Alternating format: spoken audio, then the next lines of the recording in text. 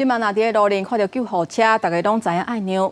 不过伫个花莲有一个查甫人，伊食烧酒醉了后，竟然走去路中央，挡着救护车的路，甚至这救护车甲伊扒，伊嘛无要让。不过，若照目前的规定，阻挡救护车是干那罚车，无咧罚过路人的。交通部讲会阁检讨法规，目前要是以宣导为主，强化民众的观念。救护车快马加鞭驶向伤者徛过这时阵，煞有代志。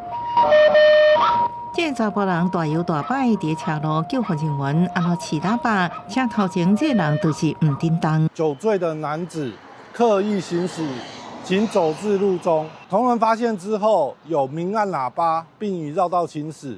当救护车是伫花莲万兴乡。消防队找下晡，西地路有食酒醉的民众挡在路中，安尼救护受阻的问题，几工前新北市也发生过。不过眼前一直响的救护车，民众是一直行。第一线消防就讲，就算救护车有优先通行权，啊，不过抢时间救援的时阵，在路常常会拄到熊熊发生的状况。在能够听到我或看到我们的时候，可以优先把路权让出来给我们。中间的模糊地带就是看不到、听不到，甚至不知道。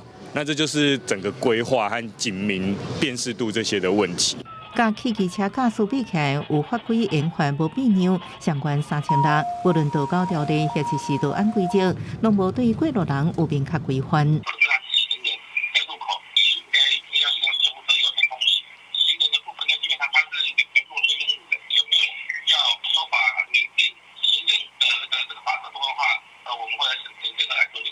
法律对象只限赛车人是不是受法条件，交通部回应会进行检讨。